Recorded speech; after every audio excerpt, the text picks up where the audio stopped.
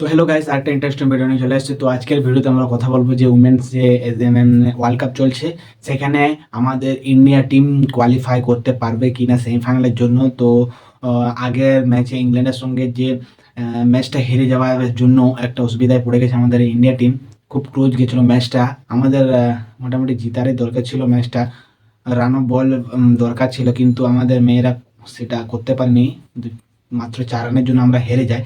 কিন্তু সেই হারার দরুন আমরা কি সেমিফাইনালে আর পৌঁছাতে পারবো না? কিন্তু 2-3টে ক্রাইটেরিয়া আছে যেগুলো ফুলফিল আপ করলে আমরা নেক্সট রাউন্ড বা সেমিফাইনালে পৌঁছাতে পারবো। তো কি কারণ আছে যে যার জন্য আমরা সেমিফাইনালে পৌঁছাতে পারবো, সমস্ত কিছু এই ভিডিওতে বলবো তোমাদেরকে। তো ভিডিওটা লাস্ট অব্দি দেখো, খুব ইন্টারেস্টিং ভিডিও হবে।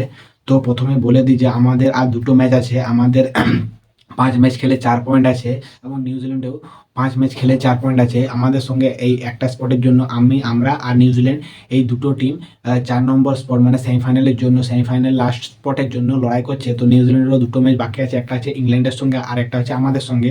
তাহলে ওটা 2টো ম্যাচ, আর আমাদের 2টো ম্যাচ বাকি আছে। একটা হচ্ছে একটা নিউজিল্যান্ডের সঙ্গে আছে, একটা বাংলাদেশের সঙ্গে আছে। এই 2টো ম্যাচ আছে।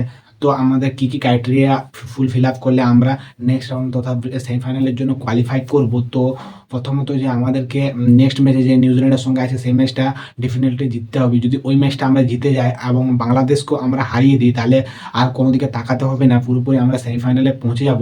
তো ক্লিয়ার কাট সেমিফাইনালে পৌঁছে যাবো, মানে যে দুটো ম্যাচ আছে আমাদের, সেই দুটো ম্যাচ কোনো মতে জিততে হবে।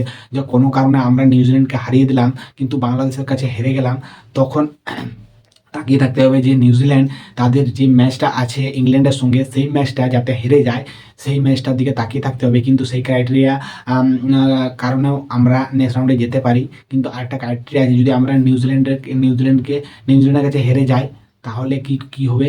তো নিউজিল্যান্ডের কাছে যদি হেরে যায়, তাহলে বাংলাদেশকে পুরোপুরি হারাতে হবে আমাদেরকে, এবং অন্য দিকে তাকাতে হবে যে নিউজিল্যান্ড ইংল্যান্ডের কাছে হেরে যায় এবং নেট রান রেট আমাদের থেকে যাতে কম হয়, তাহলে সেই দরুন আমরা কোয়ালিফাই করতে পারবো নেক্সট রাউন্ডের জন্য। তো পুরো ডিফিকাল্ট হয়ে গেলো আমাদের জন্য যে আমরা নেক্সট রাউন্ডে পৌঁছাতে পারবো কি না। সেটাই এখন দেখার, যে এই আসতে চলা যে নিউজিল্যান্ডের ম্যাচটা, সেটাই বড় ম্যাচ, সেটাই প্রায় নক আউট ম্যাচ বলতে গেলে। সেই ম্যাচটা যদি আমরা হেরে যাই, তাহলে এক সাইড থেকে আমরা মোটামুটি ওয়ার্ল্ড কাপের এই সেমিফাইনালের যে প্লে অফসে, সেখান থেকে পুরোপুরি ছিটকে যাবো, মানে এই ওয়ার্ল্ড কাপ থেকে ছিটকে যাবো। তো এখন দেখার যে কি আমাদের ইন্ডিয়া টিম পারে কি না যে কোয়ালিফাই করতে। তো ভালোই খেলছে, কিন্তু ব্যাড লাক যাকে বলবো, আর কি বলা যায়। ব্যাড লাকের দরুন আমরা এখনো কোয়ালিফাই করতে পারিনি।